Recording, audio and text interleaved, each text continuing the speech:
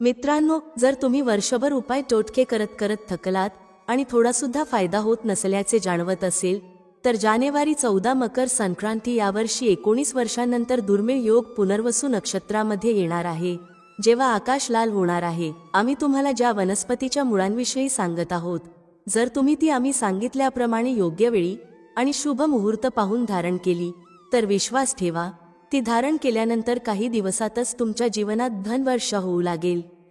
तुमच्या उन्नतीला कोणीही थांबवू शकणार नाही. तुमच्या सर्व मनोकामना पूर्ण होतील आणि तुमचे घर आनंदाने भरून जाईल. तुमचे भाग्य 7व्या आकाशाला भिडेल.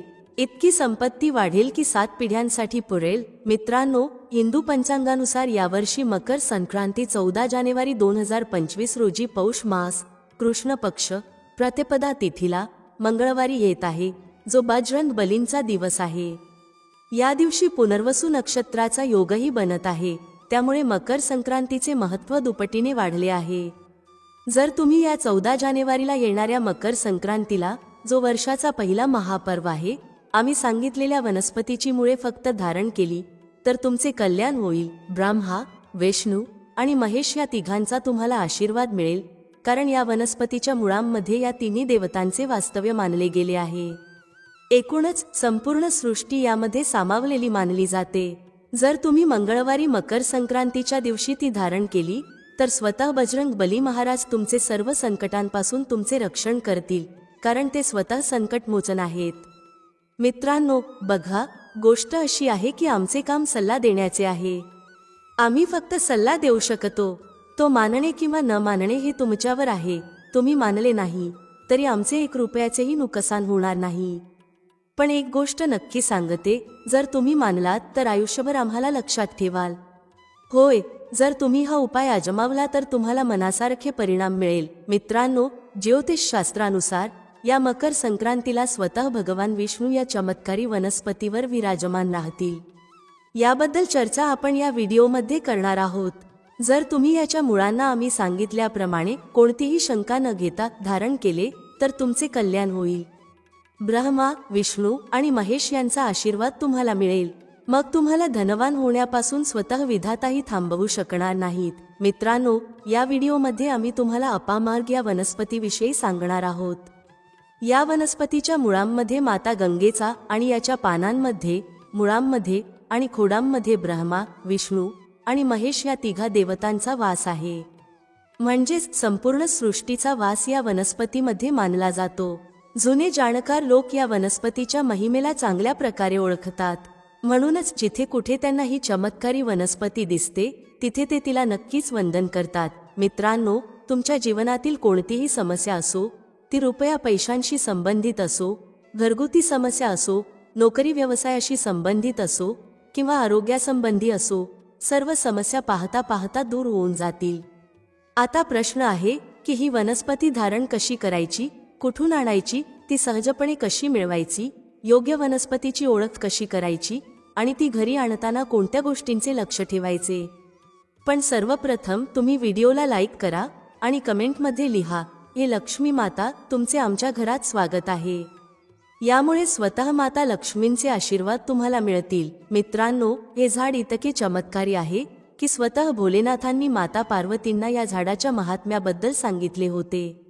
मित्रांनो, तुमच्या आजूबाजूला अपामार्गचे झाड, ज्याला चिरचिटा असेही म्हणतात, नक्कीच पाहिले असेल. हे खूप फायदेशीर मानले जाते. भाग्यवान आहेत ते लोक जे या झाडाच्या महत्त्वाला जाणतात. आपले शास्त्र सुद्धा या झाडाच्या महिमेचे वर्णन करतात. कमेंट करून सांगा की तुमच्या भागात याला कोणत्या नावाने ओळखले जाते आणि याचा कोणकोणत्या उपयोगासाठी वापर होतो. पण आज मी तुम्हाला लक्ष्मी प्राप्तीसाठी या झाडाचा उपाय सांगणार आहे, कारण या झाडाच्या मुळांमध्ये माता गंगेचा वास आहे आणि याच्या पानांमध्ये, खोडांमध्ये आणि फळांमध्ये ब्रह्मा, विष्णू आणि महेश यांचा वास मानला गेला आहे. मित्रांनो, जिथे विष्णू भगवान प्रसन्न असतात, तिथे माता लक्ष्मी स्वतःच येतात. आणि जिथे माता लक्ष्मी येतात, तिथे जीवनातील सर्व अडचणी, आजार आणि दुःख संपून जातात. तुमच्या जीवनात प्रगती करण्यापासून तुम्हाला कोणीही थांबवू शकणार नाही. तुमच्या सर्व मनोकामना पूर्ण होतील. आनंदाने तुमचे घर भरून जाईल. तुमचे भाग्य 7व्या आकाशाला भिडेल. एकूणच पैशाशी संबंधित कोणतीही अडचण राहणार नाही. मित्रांनो, हा व्हिडिओ खूप खास आहे. जर तुम्हाला या भवसागरातून बाहेर पडायचे असेल, जर तुम्हाला हवे असेल की तुमच्या जीवनातील सर्व ग्रह तुमच्या मदतीला असावेत, तुम्ही जिथे जाल तिथे तुमचा सन्मान वाढावा आणि समाजात प्रतिष्ठित व्यक्ती म्हणून तुम्ही ओळखले जावे, तर हा व्हिडिओ शेवटपर्यंत नक्की पहा. आम्ही तुम्हाला प्रत्येक गोष्ट बारकाईने सांगणार आहोत. आमचे काम बाकीच्यांसारखे फक्त गोष्टी सांगणे नाही. हे झाड इतके प्रभावी का आहे आणि स्वतः भोलेनाथांनी याची प्रशंसा का केली आहे हे समजण्यासाठी व्हिडिओ शेवटपर्यंत पहा. जर तुम्ही हिंदू देवी देवतांवर विश्वास ठेवत असाल तर कमेंटमध्ये एकदा नक्की लिहा, ओम नमः शिवाय. प्रिय मित्रांनो, चिरचिटा झाडाबद्दल बोलायचे झाल्यास याला अपामार्ग असेही म्हणतात. या झाडाद्वारे लटकती चरबी, सडलेले दात, संधिवात, दमा, बवासीर, लठ्ठपणा, टक्कल आणि किडनीसारख्या आजारांवर उपचार होतात. त्यामुळे हे झाड वरदानासारखे आहे. तुमच्या भागातील वडीलधारे नक्कीच सांगत असतील की याचा उपयोग कसा केला जातो. या झाडाच्या फांद्यांद्वारे दात स्वच्छ करण्याची खास पद्धत आहे. या झाडाच्या खोड, पानं, बिया, फुलं आणि मुळं याबद्दल प्रत्येक गोष्ट खूप महत्त्वाची आहे. म्हणून याबद्दल जाणून घेणे खूप गरजेचे आहे. जर तुम्ही याला ओळखत असाल तर ते ओळखा. व्हिडिओमध्ये जे झाड दिसत आहे तेच हे झाड आहे. सहसा तुमच्या आजूबाजूला हे झाड दिसते. याला चिरचिटा म्हणतात. काही ठिकाणी याला आंधी झाडा असेही म्हणतात. अपामार्गची उंची साधारणतः 60 ते 120 सेंटीमीटर असते. सहसा हे लाल आणि पांढऱ्या प्रकारांमध्ये आढळते.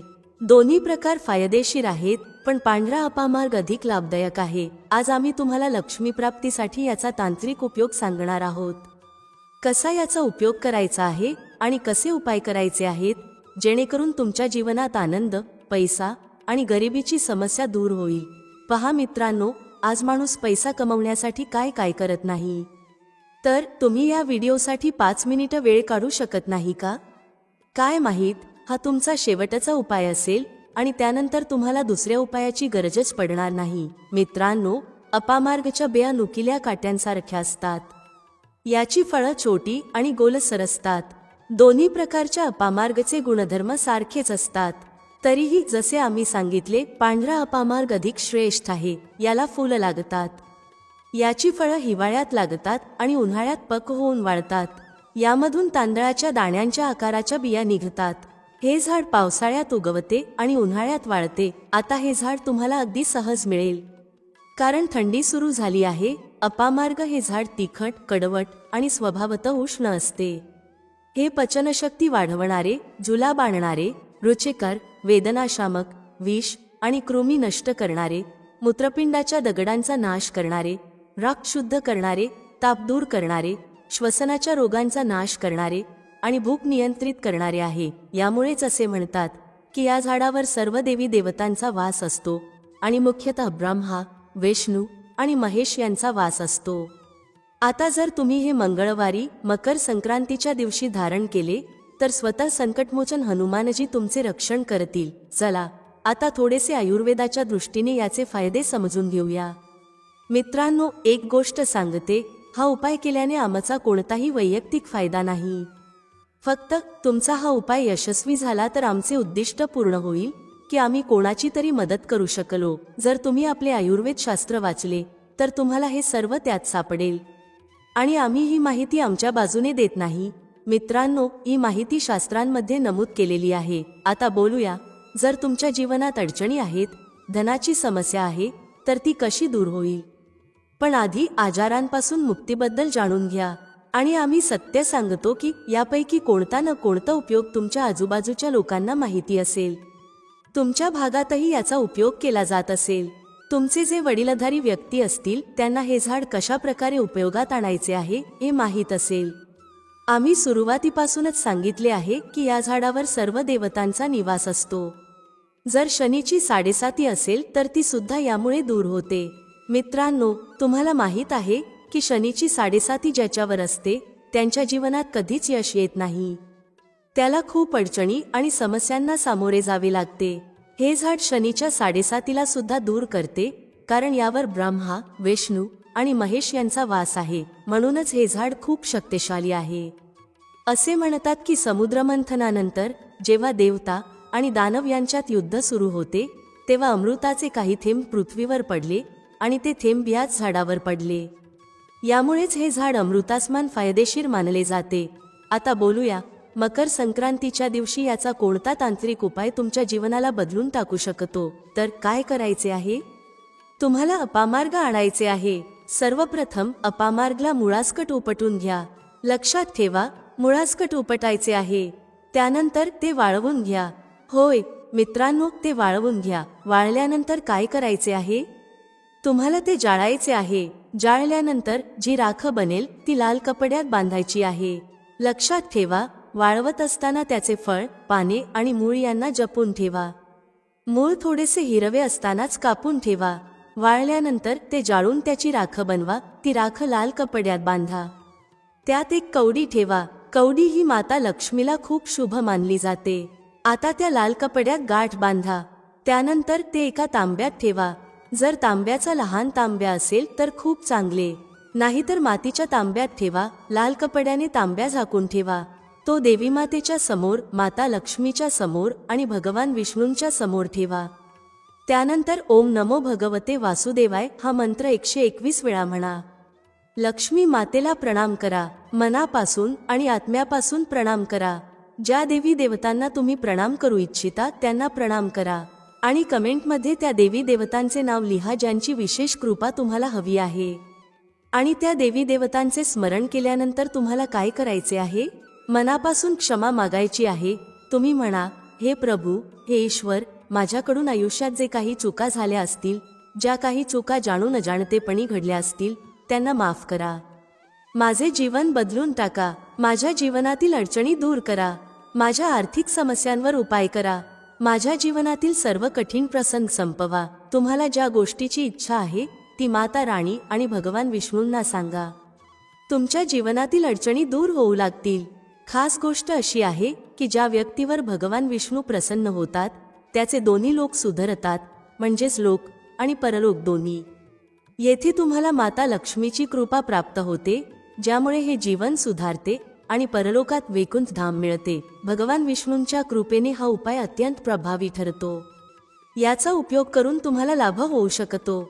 लक्षात ठेवा, जर तुम्ही हा उपाय गुरुवारी केला तर तो अधिक फलदायी ठरेल. हा दिवस भगवान विष्णूंचा आहे. माता लक्ष्मी प्रसन्न होतील आणि जीवनातील सर्व अडचणी आणि समस्या दूर करतील. वेगवेगळ्या मंत्रांसहही याला अभिमंत्रित केले जाते. मित्रांनो, पण भगवान विष्णूंचा मंत्र सर्वात प्रभावी आहे. जर तुम्ही हा उपाय गुरुवारी करणार असाल तर त्या दिवशी प्रयत्न करा की पिवळ्या रंगाचे वस्त्र परिधान करा. पिवळ्या फुलांनी पूजा करा. पिवळ्या मिष्टानाचा नैवेद्य अर्पण करा आणि तो वाटा. यामुळे भगवान विष्णूंची असीम कृपा प्राप्त होईल आणि जीवनातील सर्व समस्या दूर होतील. संपूर्ण वर्षभर भगवान विष्णू आणि माता लक्ष्मी यांची कृपा तुमच्या घरी राहील. तुमच्या करिअर आणि व्यवसायात प्रगती होईल. धन, सुख, वैभव आणि ऐश्वर्याची प्राप्ती होईल.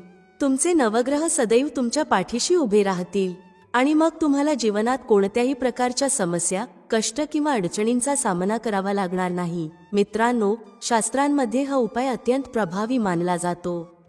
याचे फायदे असे आहेत: 1. आर्थिक समस्यांपासून मुक्ती. भगवान विष्णू आणि माता लक्ष्मींचा आशीर्वाद मिळतो, ज्यामुळे आर्थिक अडथळे दूर होतात आणि धनप्रवाह वाढतो. 2. सुख, शांती आणि समृद्धीचा आगमन. माता लक्ष्मी आणि भगवान विष्णूंच्या कृपेने घरात सुख आणि समृद्धीचे वातावरण निर्माण होते. मित्रांनो, पुन्हा एकदा सांगते की अपामार्ग हे झाड, ज्याला चेरचेटा किंवा लटजीरा असेही म्हणतात, आपल्या धर्म आणि आयुर्वेदामध्ये अत्यंत महत्त्वाचे स्थान राखते. हे झाड केवळ औषधी गुणांनी परिपूर्ण नाही, तर आध्यात्मिक दृष्टिकोनातूनही अत्यंत विशेष मानले जाते. आपल्या शास्त्रांनुसार या झाडाच्या मुळांमध्ये माता गंगेचा वास असतो, तर त्याच्या पानांमध्ये, खोडांमध्ये आणि फळांमध्ये भगवान ब्रह्मा, विष्णू आणि महेश यांचे निवास आहे. याच कारणामुळे हे झाड अनेक धार्मिक अनुष्ठानांमध्ये आणि आध्यात्मिक कार्यांमध्ये वापरले जाते. मित्रांनो, जानेवारी 14, मंगळवार, मकर संक्रांतीच्या दिवशी जर तुम्ही जीवनाबद्दल थोडे जरी गंभीर असाल तर या चमत्कारी मुळांच्या उपायाला मकर संक्रांतीच्या दिवशी चुकवू नका. तुम्हीही तुमच्या आजूबाजूला हे झाड नक्कीच पाहिले असेल, कारण ते सहसा मोकळ्या जागांमध्ये, रस्त्यांच्या कडेला किंवा शेतांमध्ये आढळते. आता आम्हाला कमेंट करून सांगा की तुमच्या भागात याला कोणत्या नावाने ओळखले जाते आणि याचा कशा प्रकारे उपयोग केला जातो. या व्यतिरिक्त आज आम्ही तुम्हाला अपामार्गच्या माध्यमातून धनप्राप्तीचा एक अचूक उपाय सांगणार आहोत, जो तुमच्या घरातील नकारात्मक ऊर्जा समाप्त करेल आणि माता लक्ष्मीचा कायमस्वरूपी वास सुनिश्चित करेल. या उपायासाठी तुम्हाला अपामार्गचे ताजे झाड घ्यावे लागेल. ते आणण्यापूर्वी जय माता लक्ष्मी असे 3 वेळा उच्चारण करा आणि झाडाला श्रद्धेने घरात आणा. त्यानंतर त्याला व्यवस्थित स्वच्छ करून त्याच्या मुळांना लाल कपड्यात गुंडाळा आणि तुमच्या पूजास्थळी ठेवा. आता दिवा प्रज्वलित करून माता लक्ष्मीचे स्मरण करा आणि ओम महालक्ष्म्यै नमः या मंत्राचा 11 वेळा जप करा. या झाडाला प्रत्येक शुक्रवारी गंगाजलाने पाणी द्या आणि प्रार्थना करा की माता लक्ष्मी तुमच्या घरी सदैव वास्तव्य करतील. हा उपाय केवळ धनधान्याची प्राप्तीच करणार नाही, तर तुमच्या जीवनात सुख, शांती आणि समृद्धीही आणेल. अपामार्गच्या दिव्यता आणि आध्यात्मिक शक्तीचा हा प्रयोग तुमच्या जीवनात सकारात्मक बदल घडवून आणण्यासाठी उपयुक्त ठरेल. आशा आहे की तुम्हाला हा व्हिडिओ खूप आवडला असेल. भेटूया पुढील व्हिडिओमध्ये एका नवीन चर्चेसह. तुम्हा सर्वांचे मनःपूर्वक आभार. श्री स्वामी समर्थ. जय श्री राम, जय श्री हनुमान, जय श्री कृष्ण, जय माता लक्ष्मी.